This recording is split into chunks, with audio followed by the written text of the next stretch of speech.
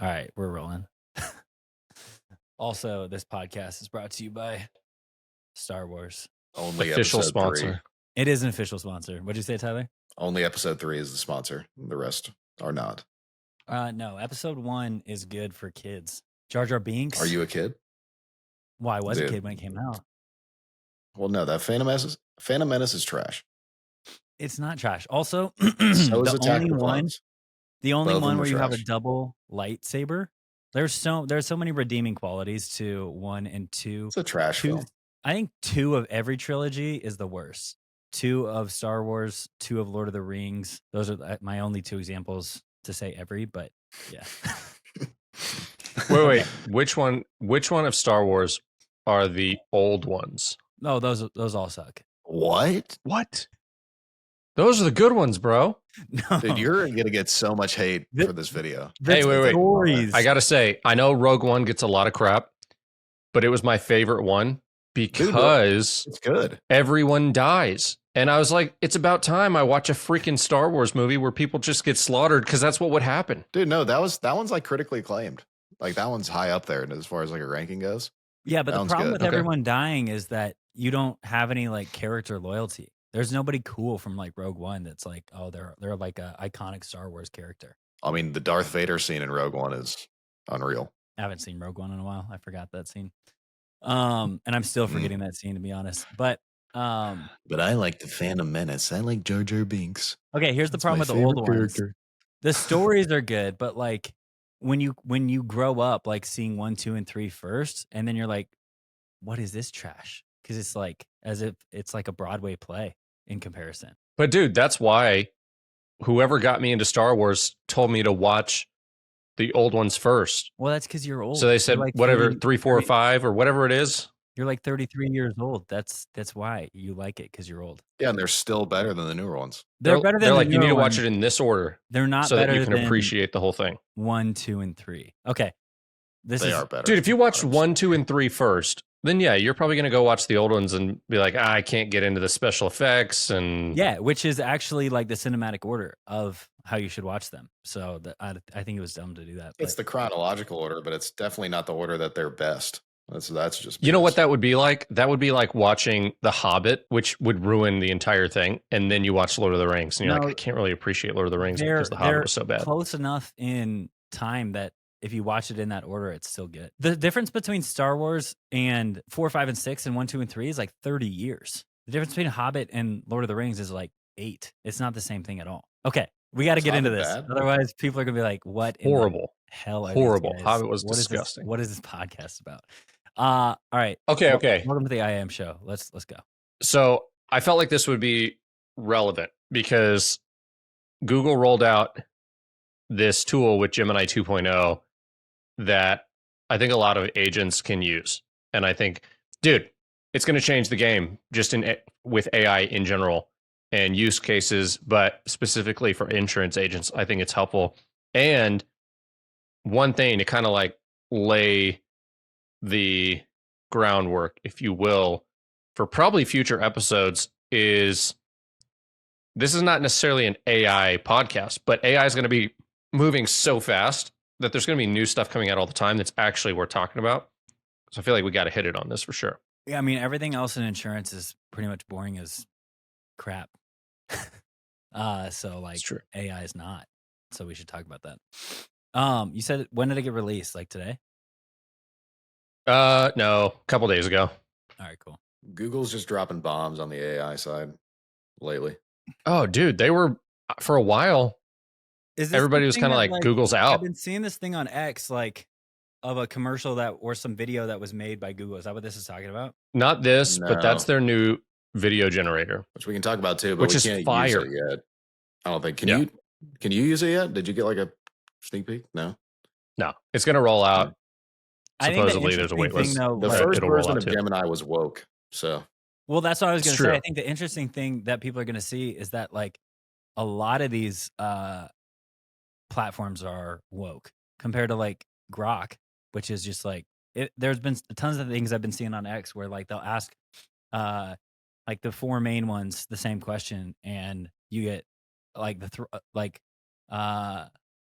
I don't know what the other ones are. ChatGPT. Oh, dude, it's like, hey, draw the founding fathers, and they're all that's why. Sorry, I Native can't do Americans. that. I can't do Just that. Yeah, or whatever. And then Grok is just like, whatever. Like it answers the question. So I think that'll come into play with yeah, like who uses what too. But we'll see. yeah. All right. Okay, so I'll just show this, and then we can kind of throw out some ideas on best you use just case, show like it, where we see it coming into play. and I'll tell you all the reasons like why it won't work. This is Google's AI Studio. There are a couple different ways that you can use this. If you use it if you just type to it and you say, hey, what's up? It's basically ChatGPT or any other LLM. But what really is like groundbreaking about this particular tool is you can share a screen and you can also use your webcam. So the webcam, I'm not going to use right now because you're seeing what my webcam looks like. But the share screen is what I really think is cool. Tyler, I don't know, or Justin, I don't know if you have like a landing page or something that we could take a look at.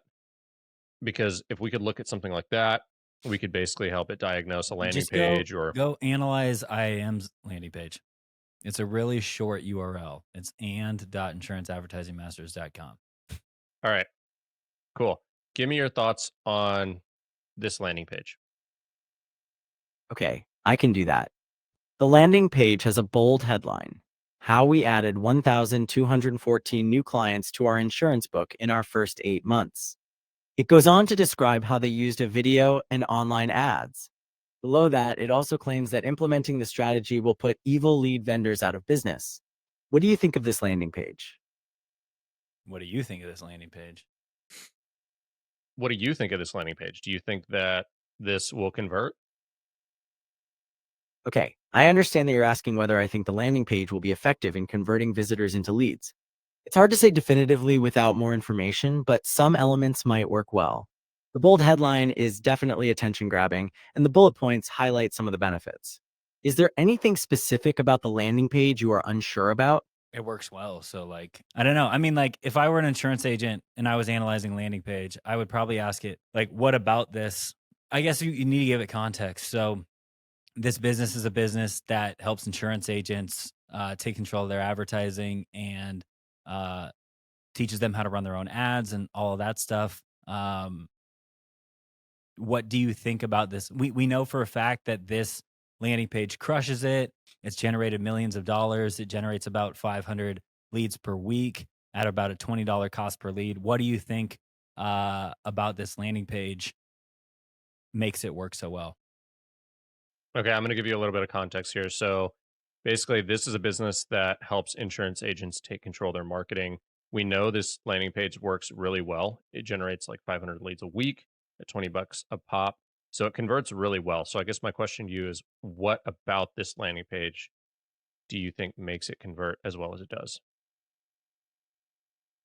Okay, thanks for providing that context. Now I understand that this landing page is for a business that helps insurance agents with their marketing. You've also mentioned that this page generates about 500 leads a week at $20 a piece, and it converts really well. You're asking me what specific elements of this landing page might contribute to its effectiveness. Is that correct? Yeah, let's hear it. Okay, based on what I see, the page uses several effective strategies. The headline is specific and uses numbers, making it more believable. The bullet points provide social proof and tangible results. The Will Your Business Be Next section is a good call to action. Also, the overall design seems clean and easy to navigate. Do you want to explore any of these elements in more detail? No, I mean, we could, but here's another question I would ask if I was an insurance agent. I would say, okay, great. I really like the concepts that are making this landing page effective and the layout. I would like to take this concept and extrapolate it for my own business. I help, uh, or like I sell whole life policies to real estate agents so that they can use whole life insurance policies as a bank, if you will, in order to store cash without risking loss and grow at a guaranteed rate while they're in between deals. Okay, cool. So I want to provide you with a scenario. So let's imagine that I'm an insurance agent and I sell whole life life insurance policies to real estate investors that they can use to essentially be their own bank to finance real estate deals, things like that. How can I apply the strategies from this landing page to my landing page? Okay, so if you are an insurance agent selling whole life insurance policies to real estate investors who use them to finance deals, you want to know how to apply the strategies from this landing page to your own. Is that a correct summary? That's correct. Okay, well, one thing that stands out is the use of specific numbers in the headline. Instead of saying, we got a lot of clients, it says 1,214 new clients in 8 months. That adds credibility, so you should use specific numbers in your marketing too. Do you want to explore other strategies that you can apply to your landing page? I would say, can you help me come up with a headline or something? Let's try and push this thing. Obviously, it'll probably get better with time, but I'd want if I was an insurance agent, I would want specifics. I could really use your help to come up with specifics for each portion of the landing page. So can you help me maybe start with just the headline? Okay, I understand. You'd like specific help for each part of the landing page, starting with the headline. Let's break it down. The headline currently reads, how we added 1,214 new clients to our insurance book in our first 8 months. What specifically about it are you looking to improve or change for your own landing page? I'm looking to fit it to my current target demographic, which I already told you about, whole life, real estate investors, that kind of stuff. See what it comes up with. I need you to help me apply it to my target demographic, which is real estate agents or real estate clients, real estate investors using whole life strategies. Okay, that makes sense. Your target demographic is real estate investors who utilize whole life insurance policies. So to make the headline more relevant to your audience, you should focus on their specific needs and goals. For example, you could use a headline that speaks to how whole life insurance can help real estate investors finance deals or build wealth. Does this make sense? So just to make that clear, help me create an exact headline. Okay, I understand that you are looking for a specific headline that is tailored to your target demographic of real estate investors who use whole life insurance. Let's brainstorm a few options, focusing on benefits and appealing to their needs. How about unlock real estate deals with whole life insurance, strategies for investors? Does that spark any ideas for you? It's a good start. Let's keep working. Let's ideate a little bit. Okay, I can definitely help with that. How about we try a headline that is more specific and action-oriented? For example, fund your next real estate investment, discover whole life insurance strategies, or maximize real estate ROI, how to leverage whole life insurance. Do any of these sound like they resonate with your vision? I really like the fund your next one because it like puts it into very actionable, tangible. That would grab attention for sure. Yeah, I really like the one where you started with fund your next real estate deal. I think that's good. So let's go with that one. Now help me with you see this text right here? Help me replace that and make it make sense for my market as well. It crashed. Something went wrong. There we go. Dang. As soon as It's we got new. to the good part. I just think it's a really interesting use case because Yeah. pretty soon, I mean, this is literally one use case, but you could use it for landing page, creative. You could even eventually use it for your sales process, the automations you're sending out, pipeline management. I mean, pretty much anything. The thing that I thought was funny is that the way that it was like interacting until we basically told it, give me a freaking headline, was the way that I imagine like we're not this way, just by the way. The way that I imagine it's like working with most coaches where they just will look at your shit and just be like, "Oh yeah, you could do this or you should do this." They're like, "What do you think about this?" Yeah, right. You're like, "Dude, They I respond need to the your exact question bro." with a It's question. like a tutor. It's like a tutor being like, "Well, what do you Yeah. think?" You're like, "I'm paying you. Give me the answer here." It's just Yeah, like it's like, it's well, trying to get so you to spit this out the is answer. this is working because of this. It's working because of numbers. So you should use a number, right? Like, yeah, okay. I mean, I think the point, well, I think the other beauty of that is like, okay, your alternatives up until AI is to talk to a person. And so, like, we know what we want out of a person, but sometimes you can't be direct. Like, you don't want to hurt the person's feelings or you don't want to hurt the relationship or you don't want any of that stuff. The beauty of AI is that you can get pissed off and be like, just give me a freaking headline.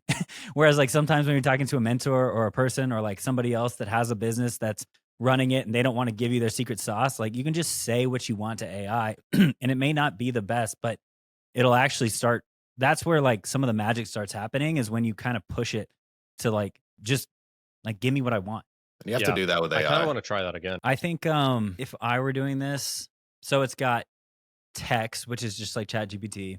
It's got the webcam and it's got the screen share. I think what we just use it for is probably the biggest use case. But I mean, I guess my biggest like hole poke right here is I feel like we've used ChatGPT a lot for things like this, but we just will copy paste what the headline looks like. Do you think being able to screen share provides any better benefit or will in the future maybe? I think once it gets better, it will. This is like 2 days old, so I mean, I think it'll continue to get better and stop crashing. But I mean, it makes it go by faster. I think. Yeah. I mean, I also think that like the themes, the layout, design, all those things that you Mm, can't really describe to ChatGPT, it can see it and help you. Um, that's a good and then point. beyond that, the dude, okay, so ChatGPT is great, but it can be really constricting, which I think ChatGPT is or will be rolling out a similar concept soon. Um, but yeah, just trying to text and type to ChatGPT over and over and get your point across can be really frustrating. Especially for So to be people able to that don't share, Especially for people that don't understand the vernacular required, because like, in order to get the same they're thing like, out of ChatGPT. it's this thing above my headline. I don't know. It's like an eyebrow, Yeah, but eyebrows, you don't have to know subheadline, that. bullets, like, if you can't tell that to ChatGPT, you're gonna probably get frustrated. So this can definitely help with that. Also, while you were talking, it gave me another use case then on design, because you could make your landing page after this, and then you could show it one that's converting and then yours and be like, from a design perspective, what do I need to fix to make it look more like this? Or because honestly, like even when I'm building my own landing pages, if I'm just like in there doing it, I I'll just like build something that's the wrong text size or like in the wrong place. And it's hard for me to like see it myself because I've been in it so much. So I'll just go to my wife for that. But if it can do something like that, that would be helpful for sure. This is kind of that intermediate step to autonomy. So, kind of like what we were talking about last week, the whole concept of like autonomous agents. This is like how you get there. Because right now, if you look at ChatGPT, you're like autonomy, so what? You know what? I can have good conversations, but this use case is I can share my screen and basically be like, "Hey, here's my entire day. Here's what I do all day. Like, do you understand? Do you have a really good grasp on how I write copy? Cool. Now you do it." And then I'll basically oversee your workflow and correct you. That's how you get to autonomy. So to me, this is like very close. That makes sense. Do you guys feel like, I mean, I would flat out say that any agent that's not like embracing AI is going to be left in the dust. 100% agree. I mean, there's you have to. I mean, all the big corporations that are going to be running ahead of you are going to be using it, so you have to adopt it. And I mean, I think the best use case for this is just copying, like kind of what we did, but maybe a little better is copying design, copying creative. How can I paste this into my offer? Even with ads and stuff, and even like maybe even like let's say you have an image, you find somebody else's image ad that's doing really well, and it's like, how could I copy this image over to and make something similar for my business, something like that. There's a You ton of could use case probably for it, but even use it to like ask better questions. So if you saw somebody's image and you like don't even know how to generate images with AI, you could be like, how could I generate an image like yeah, this? And it would probably walk you through the several different options or just do it for you if Gemini can do that. It makes me think of the I mean, the whole like should someone use AI? Yeah, for sure. But it makes me that's not a new question because it's almost like the concept of a new agent looking at marketing and thinking, "Oh, marketing is I'm a new agent. I'm just figuring out how to make a sale. I just understand my product." So marketing to me is I need to get a billboard or like I need to see what a TV commercial will cost. You know, like they look at Mercedes Benz and they see this broad just commercial, throw your logo up as marketing. Whereas like, no, your best use case is just like hyper targeted, focus on the conversion. So that's your best use of funds. So it's similar to me, um, in that that's how you should approach marketing. The whole AI thing is like, yeah, clearly you should be using AI, but it's just basically figuring out the best use case for every single part of your process and everything in your business. Yeah. I think that like a lot of people, if I were to guess, like, the insurance industry is like a million people at any given point because there's so many people that are quitting and coming in and all that stuff. Um, Dude, I bet like 10% are using AI. And I bet like 10% are using marketing. So many of Dude, it's them. probably worse. It's Okay, way so less than that. I'll challenge the AI thing. I actually think maybe like 50% of agents are using AI, but like 5% use it well.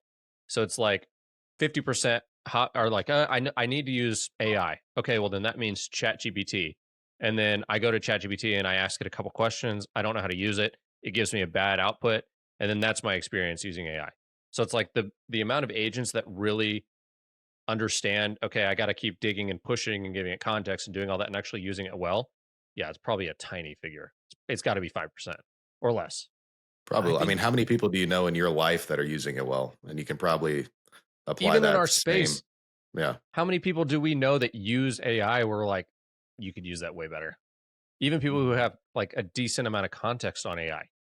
I think if I was a new agent, I think that anybody that's a new agent and is not using it to get up to speed on products quicker and figure out how to like say the things that they say on their sales conversations better is at a massive disadvantage. I think that if you look at the entire marketplace, all the levels that agents or agencies are at, that's like the biggest skew between where you should be using it and shouldn't be using it. Because like if an agency that's making a million a year uses it versus doesn't use it, it's like it'll make a difference. But as a brand new agent, the difference between using it and not using it could mean you make it as an insurance agent or you don't. So I Yeah. just think that like brand new agents that are hearing from uplines and stuff like, oh, don't worry about AI. Just the same type of shit that they say about marketing. Oh, don't worry about marketing. Don't worry about that. Like learn your product, study our script. That script worked. Like it's worked for all these other agents, which It's worked there's for a whole 20 years. yeah, exactly. And like that's a whole other problem is that like the people that have success in an MLM model are like charismatic and like they're the ones that would have success anyway. They're not having success because like these IMOs are good at writing sales scripts. Like they just found something that worked kind of. But It's usually just the difference is grit. Like basically chopping down a tree with a spoon. yeah. Can you do it? Yeah, you can do it. If you have like if you're just completely determined to chop down that tree, you can chop down that tree. And That's those what are the most only agents are ones that doing. make it in the industry right now. That's why the numbers are so awful. It's like I don't think that there's another industry, maybe straight up MLMs. But other than that, I don't think there's another industry that has such a high fail rate. And it's like, yeah, the only people that make it have the grit to chop down a freaking tree with a spoon. So like, Imagine that, bro. In context, it's like somebody hands you a spoon, and if you have no knowledge and you think that's the way you chop down a tree, and they're like, "Here's a spoon. Here's our script. It works. Just work it. Just work it." Dude, like I've seen people chop down trees. I've in an MLM model, it's usually like I've heard of someone chopping down this tree, so yeah, I can do it. A lot of times, you don't even see anybody chop down the tree. You just hear somebody chopping down the tree. So you're yeah. like, I've heard that this can work, so I'm doing it. Not knowing that if you just take a step back and go, why am I doing it this way? Like, is there a better way? That's the challenge with just like the downline MLM model in And it's general. like Whenever you have a bad a FMO, chainsaw sales guy walks by and he's like, "Hey, I got this chainsaw." And then the person that's the upline comes over and is like, "Get they're out of like, here! don't Get look out at of here! this No, no, guy. no, no, no! Don't Don't look tell at him this about that." guy. Yeah, They're like, you really, dude, that's a distraction. That's a distraction. We have been chopping down trees with spoons for 10 years, bro. dude, that's 100% how the industry. It's an easy way to make $4,000 a month. Just keep swinging that spoon, baby. Yeah. Keep on swinging the spoon. Oh my But god. even, I mean, any type of academic environment, because I look at, I mean, especially a product like, I think every agent can benefit from this. Like this is Google AI Studio for anybody that's wondering like what exactly this is, but anybody can benefit because even even a life agent who comes in who's never sold a maybe like a what would be considered a complicated or like an advanced market product, they usually don't know them and they don't understand them. So it's like just back and forth with the AI. What is this? How does this work? How can I sell this? We should just do that With right now Medicare. with ChatGPT, honestly. Yeah. I mean, it's just what it's going to do for a brand new agent is literally fill in all the knowledge gaps so much quicker than all your competition. I mean, insanely fast. Like you can use it to take a hip, you know? Just Yeah, kidding. yeah. That's not advice. Don't do that. I didn't do that. None of us have Uh, ever done. Yeah, I anything mean, I like think that. ChatGPT got like an 80% on the FFM test. So all you need is a 70. I just ran it through for fun, just to see what it would get Yeah. For after fun. I studied and took it. Even so, like the voice mode. I mean, we talked about this last week, but like the voice mode is fire. So why I think the whole sharing your screen concept is valuable is because probably my least favorite thing about ChatGPT is reading ChatGPT, like just reading through all the bullets. So the voice mode obviously solves that, but then sharing the screen with Google AI Studio, you can basically be like, "What do you see here? Walk me through this. I just don't understand this." It's the use case is awesome. Yeah. I don't know if we could, but I don't know if we really have time to like dive in and to ChatGPT and This be is like, Joe "Teach me Rogan. We're going for insurance." 3 hours. We can, dude. This is only hour 1. Things get good hours 2 and 3. I think we should do it because I don't want to make it another episode. So let's do this and then we can wrap up. So here's how I would start this off. I would just say, what is whole life? But I know you guys would No. start it too. What? All right, so we talk about Give it this a some lot. context, bro. No, I give it Yeah, so context later. What whole life? That's it. Yeah, and you then give it it gives me context when you get frustrated. You're like, Yeah. "That's terrible. It Let me give works. you a little bit more information." And then it goes, "Oh yeah, if I would have known that, that'd be helpful." It works well. I get a response. I'm like, oh my God, are you freaking stupid? No, that's not what I wanted. Here's a little bit more context. Now let's do it right. I'm going to tell it this because otherwise my ChatGPT will basically learn this and think this is what I do. So I'm going to say this is a role play. All right. I'm an insurance agent and I sell final expense. I really want to branch out into advanced markets, but I don't know how to go Don't about say doing that. advanced markets. Say, well, let's pretend this person doesn't know shit about anything. So let's just say I want to learn how to sell big whole life policies. Okay. Can you explain to me what a whole life policy is and all the different use cases for selling whole life? I've heard something about being able to sell it for death benefit, but then also being able to sell it for cash value. Can you explain those? Something called infinite banking. Yeah. Cash value or infinite banking. Can you explain what those things are? Can you also explain to me how to spell infinite? Am I missing it? What am I doing, bro? Infinite. There we go. There you go. Hey, I'm the one driving. There's typos. The last thing I care about. Okay. Infinite banking. Can you explain those things to me and then any other strategies I could use whole life for to solve clients' problems? Solve clients' problems. Oh no. You messed up, dude. How did I mess up? You said sell clients' problems. You're selling your clients. It's kind of weird. See, and I would not tell it to be brief initially, honestly. I would say be brief or I would say be concise, but I want it all.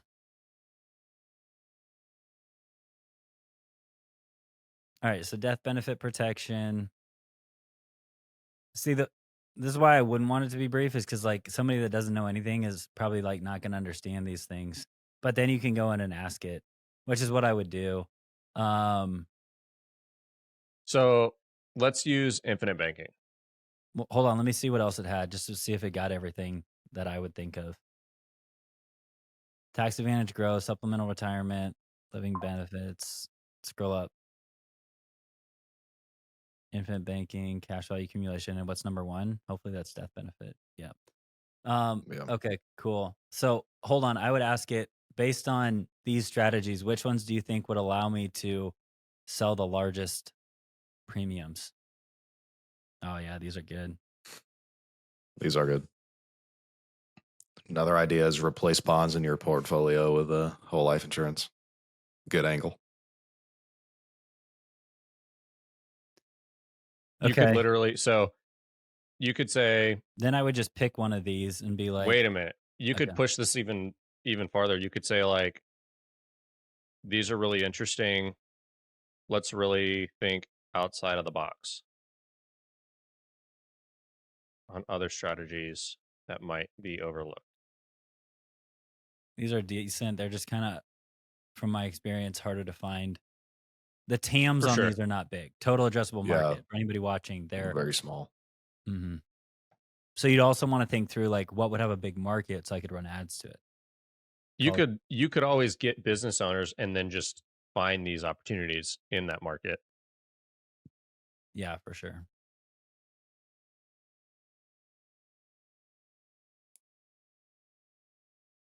Nice. Crypto. Ooh, that's interesting. We should do that one because honestly, that's probably the one that we all know least about from an insurance perspective, but the most about from a crypto perspective. What? Number 8? Yeah. Yeah, so just like expand on that. Like I'm a fourth grader. But I would want to know, like, okay, how does a life and policy do that? How can I structure the life policy? Explain to me, like, the actual strategy. And then after that, I'd want to go into how can I position this and sell it in a way that would actually allow me to make sales and not just educate and bore the crap out of people I'm talking to. That's a separate We need question. a compelling angle. I wouldn't do, I guess it's fine. I would just do these as separate personally.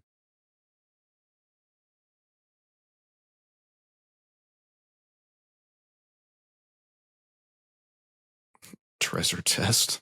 I literally wrote it like a kid's book. That's why doing it separate did make sense because I'm like, explain it like I'm a 5th grader, and it probably is going to do everything like I'm a 5th grader. This is not the most compelling, but I guess if you're a new agent and you really don't understand it, then it's helpful. Yeah.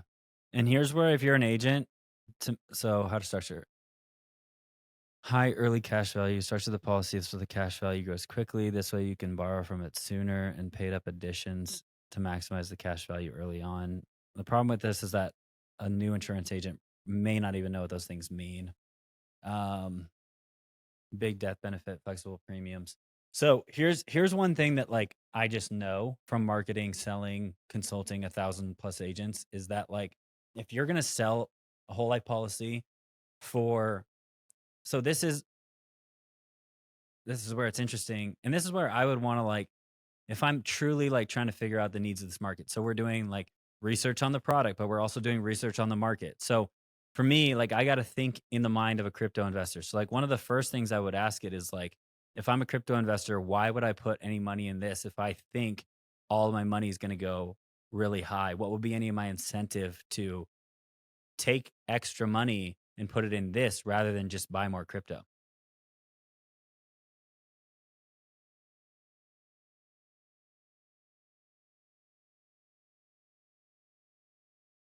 And then as an agent too, as you're explaining this, all those questions that you get, all those rebuttals, take them to ChatGPT so you can get some canned responses going forward. Volatility. And by the way, just so everybody knows, diversification is a pretty poor thing to get people to move. Most people don't really care about that. I was Uh, going to say too, one thing that's interesting is, and you would probably just hash this out with ChatGPT, is like, to your point, you really need to know your market because a crypto investor is probably going to be high risk. Like they're going to be comfortable with high risk. So if you go and say diversification, they're gonna be like, I don't care about that. Yeah, they're not I going to want care. the best end game. Probably a better angle would be how to allow them to buy more crypto. mhm. There we go. There you go. I'm smarter than ChatGPT. You just skipped ahead in the video.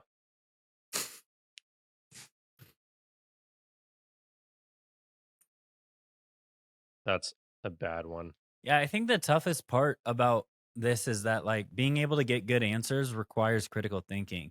And I think that too many people using ChatGPT quit before their critical thinking or critical questioning comes into play. And they'll just use one of these things and try it and be like, that didn't work. So you really need to be good at like poking holes in things and thinking from the prospect's mind because they're going to do that to you.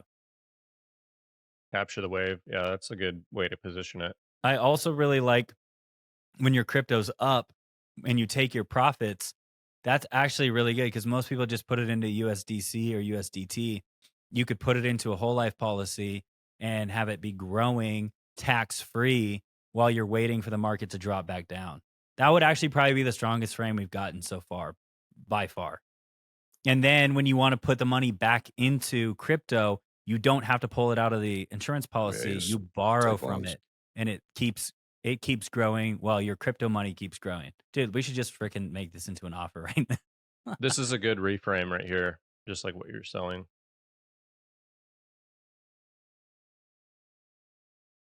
Yeah, I mean, we could probably write a VSL off of this right now and it would crush. Yeah, Dude, we should do it. timing wise, like for sure we could do it. All right, podcast over. Got to get to work. Yeah, my brain's or if no one can tell, the wheels are turning up here. We're gonna cut this last part. We may be selling crypto investor whole life policy leads on the next podcast. If you see that, it's definitely not us. It wasn't us. Yeah. Even this, so like a crypto investor for sure is going to look at that and go, why would I want 3% when I can get 3% in a day? Dude, all of these could be bullets on the landing page. All these would be things you hit in a VSL. Sales FAQ. video, an FAQ. Yeah, dude. This is good. Bingo, dude. I can just do stable coins. I'm good, man. Ooh, they're pegged to feet. Dude, and see, like, it's even teaching you the insider language, The lingo. which is key to marketing It's and like sales. fiat. Because what are they saying that a life insurance policy is not fiat? Yeah. Because you actually have it's a contract. This is interesting. I mean, this is kind of like what any rebuttal might be, but ooh. Yeah. This would be a good rebuttal for that market because they're going to be if they're a true crypto investor, they are going to be thinking, I like decentralization. Well, yeah, and the biggest rebuttal you'd probably get is you can the USDC, like stable coins, you can get returns bigger than what you can get in a whole life, especially with that you're going to lose some of the cash you put in there in the first couple of years. What USDC and USDT give you returns? Dude, there's plenty like They can. Coinbase, you can get like 4.5% on USDC. There's plenty of them. You can get up to They like treat 10, it like a high yield 12%. savings account. Yeah. But then is you're it trusting taxed- Coinbase, but the growth is taxed, right? just like a high interest account would be. Yeah. So capital gains. Is that what a high interest account would be? I think it probably is capital. It's probably long-term capital gains. So you're probably at 20%. There's no tax on growth in a whole life policy. So yeah, that's how you do it. And if by watching this you haven't already gotten a ton of good ideas, then you might be helpless. You might be unsavable. Awesome. If you like New the videos. podcast, yeah, new podcast every week. If you like the podcast, hit the like button, hit the subscribe button, hit the subscribe button if you didn't like it. We appreciate it. Share this. Actually, everybody go take this to your favorite insurance Facebook group and share it and say these guys are freaking geniuses. Post it in there and say, I hate these guys. What do you guys think? No, please, Yeah, please don't that'll do get more that. engagement. It will get engagement, but please don't say that. Just say that these guys are like talking about AI and it's pretty cool. Do whatever. Just share it. Thank you.